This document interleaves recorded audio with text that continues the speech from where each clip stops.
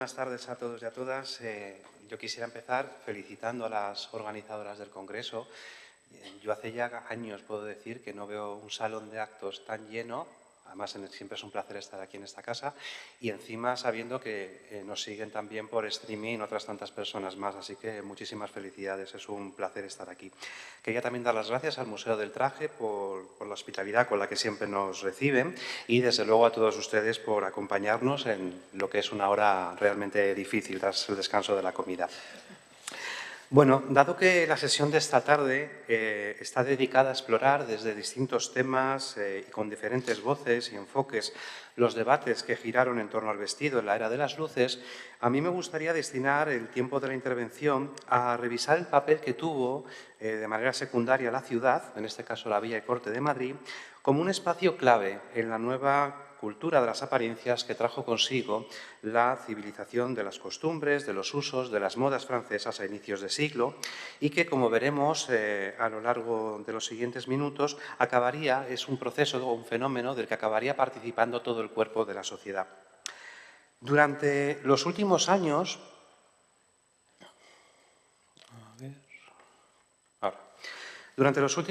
no han sido pocos los estudios destinados a revisar, hemos visto ya a lo largo del día de hoy y también ayer algunas imágenes, el rico imaginario visual que conservamos de la ciudad dieciochesca y cómo sus espacios constituyeron el escenario por excelencia para dejarse ver y ser visto. Esto es, la calle, tal y como la concebían en el momento, convertida en un gran teatro del mundo, donde el lujo y la moda canalizarían en gran medida el modo de actuar y de proyectarse a los demás. En este tipo de imágenes, como las célebres escenas producidas en la Real Fábrica de Tapices para vestir algunas de las residencias palaciegas de Carlos III, Madrid y sus alrededores se convertían en una urbe moderna y llena de vida, donde primaba la felicidad de sus gentes y la imagen de una sociedad próspera y ordenada a ojos del monarca, que era el principal destinatario junto a su familia. Todas estas imágenes han servido a los estudiosos como una fuente de incalculable valor para conocer la evolución de la indumentaria, pero quizás haya sido menos frecuente explorar las imágenes propias del mundo de la moda, y me voy a referir a las colecciones y series de figurines que empezaron a publicarse por Europa a lo largo ya de finales de la centuria anterior, para remitirnos a través de ese tipo de obras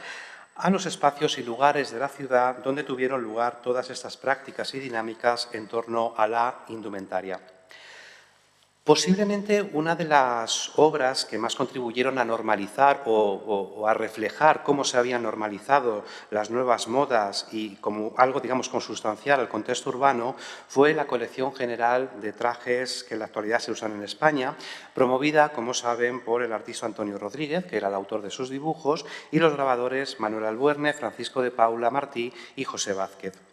La colección salió a la venta como consecuencia del éxito que el mismo grupo de profesores había obtenido 2 años atrás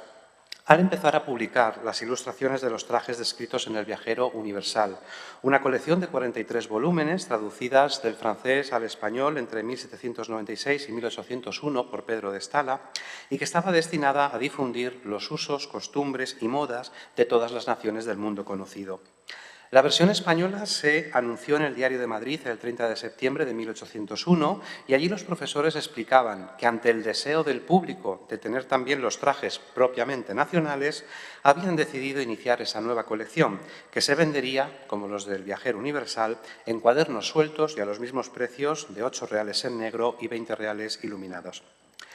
El proyecto se iniciaba bajo un acertado espíritu comercial, en mi opinión, con los trajes de Madrid, representando 1/3 del total de la colección, pues el resto se destinaba a otras regiones de la monarquía, aunque no completarían todo, en la que predominaban fundamentalmente tipos regionales y de carácter rural. En el caso que hoy nos ocupa, y centrándonos en los figurines, por lo tanto, de la capital, interesa fijarse en las referencias al contexto cosmopolita de la urbe, a sus espacios de sociabilidad y al papel que ocupaba la moda en la definición de los estereotipos de los personajes de los que estamos hablando estos días, ¿no? Los majos, los petimetras, los currutacos, es decir, categorías que han sido unos tipos forjados, sobre todo en la literatura, también a veces a través de las imágenes, pero que, como veremos a continuación, bueno, pues es algo de lo que acabaría participando prácticamente toda la sociedad. En lo que respecta a la proyección de una ciudad cosmopolita, moderna y civilizada, Las estampas de Rodríguez creo que incluyen algunos guiños interesantes. Entre ellos podríamos hablar de la referencia a las figuras elegantes de los cortesanos, como el petimetre de Serio, vestido a la francesa, que abre la colección y, como ven, se dirige a Palacio. Por cierto, lleva un traje bordado como el que esta mañana nos ha enseñado Pilar Benito, o la petimetra de Serio, que le sigue en la colección, quien espera, como dice, en el interior de una residencia la visita.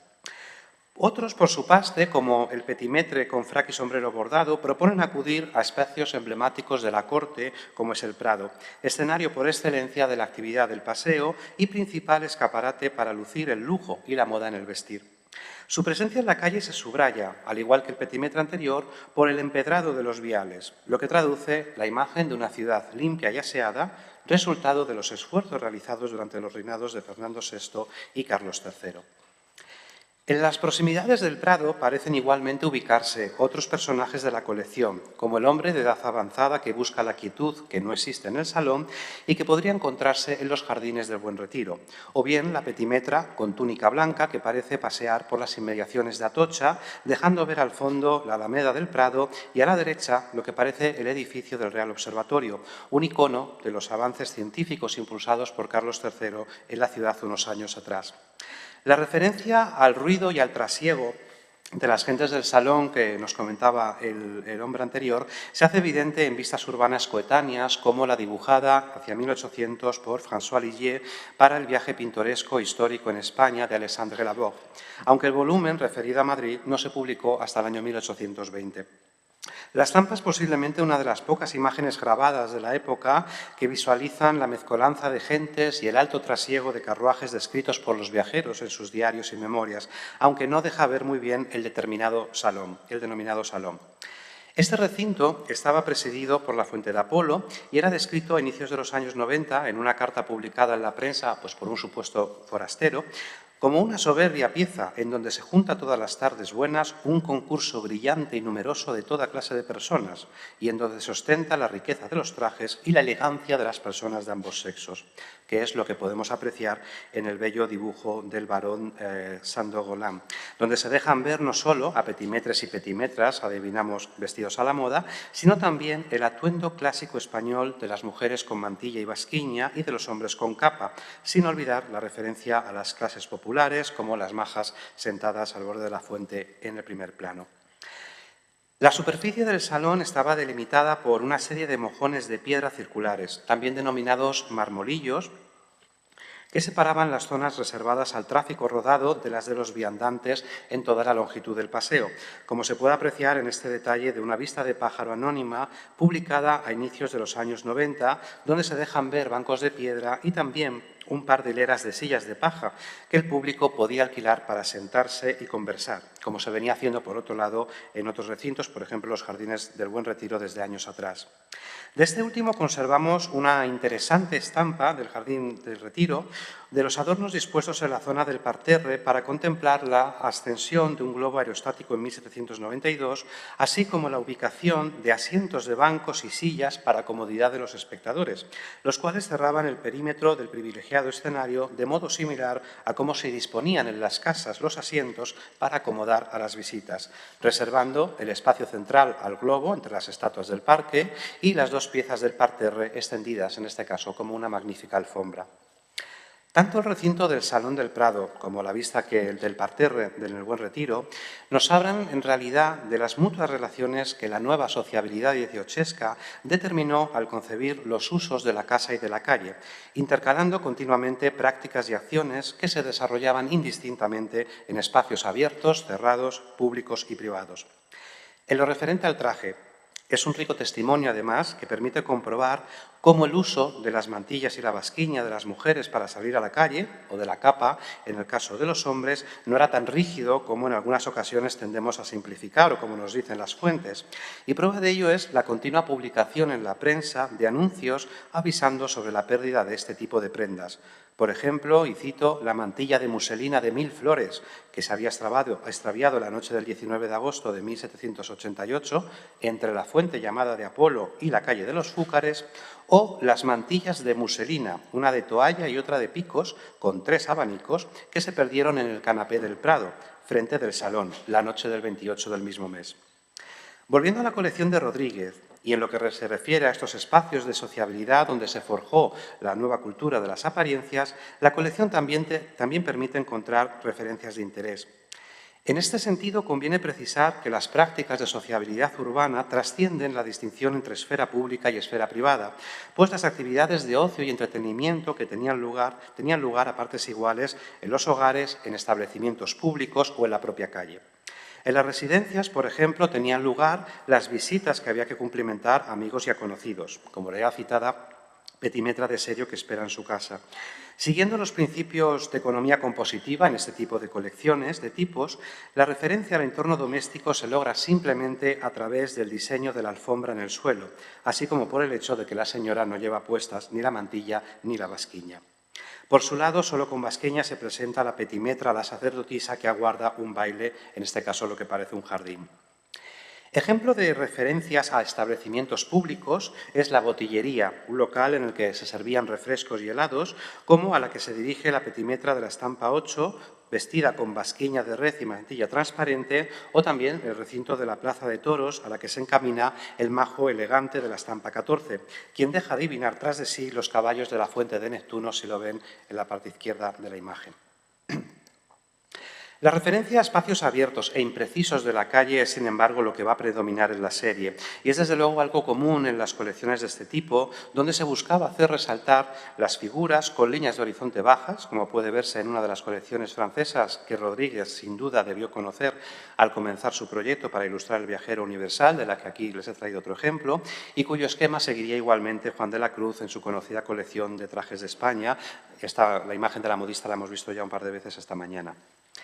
En último lugar, y en lo que tiene que ver expresamente con la moda, la principal novedad del proyecto de Rodríguez reside en la manera de proyectar la imagen de petimetres y currutacos, entre otros tipos. Concebidos hasta la fecha bajo una mirada satírica destinada a ridiculizar la superficialidad de los nuevos usos y costumbres en la colección de Rodríguez, estos pasan a ser considerados como el tipo urbano por excelencia para encarnar el cosmopolitismo de la ciudad, igualando de este modo Madrid con lo que podía verse en otras capitales modernas europeas como París o Londres. Ejemplo de ello son las citadas estampas con las que se abría la colección, en las que el autor describía, como ya vimos, a las figuras del petimetre y la petimetra de serio, o la consideración positiva reflejada hacia la educación y el aprendizaje del petimetre en su casa, en este caso entregado a la lectura, pues como bien expresa él mismo, apenas hay libro que no instruya. Todo ello explica que el autor buscara ante todo una imagen pintoresca y amable, acompañada ya de una naturalidad en las actitudes y los movimientos que tendían a alejarse de las poses forzadas y rígidas con las que se solía caracterizar en la sátira a estas figuras y que Goya reflejó magistralmente en la pareja de sus conocidos dandis, los dibujos del dandy mono y la tortura del dandy en los años en los que precisamente preparaba la serie de Los Caprichos. Ese cambio en las actitudes, las poses, los comportamientos, en definitiva, reflejados fundamentalmente a través del traje, es lo que permitía aceptar que en los debates sobre las falsas apariencias que se habían intensificado durante las últimas décadas del siglo, se empezara a aceptar el hecho de que vivir a la moda no había de implicar necesariamente una connotación inmoral o contraria a lo que se esperaba de un buen ciudadano. Ejemplo de ello es que el propio autor de las caricaturas del dandy, si nos fijamos en el autorretrato que Goya incorporó en la portada de Los Caprichos, ahí es fácil observar cómo su vestimenta, compuesta de levita, de corbatín y sombrero alto de copa, también si nos fijamos en el peinado, en las pobladas patillas, no hacían sino remitir a la propia estética de los currutacos y petimetres de finales de los años 90.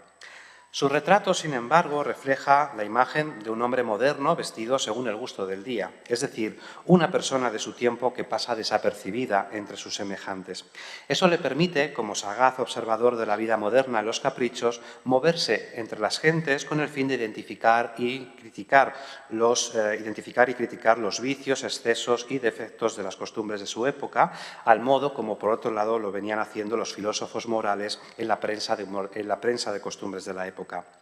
Al igual que Goya, probablemente toda la sociedad terminó participando en mayor o menor medida no solo de la indumentaria que tendemos a identificar como petimetres o currutacos, sino también a muchos de sus hábitos, pues eran en definitiva los propios de la vida moderna, que se iba abriendo paso gradualmente, ya no solo en Madrid, sino en el resto de las ciudades de la monarquía.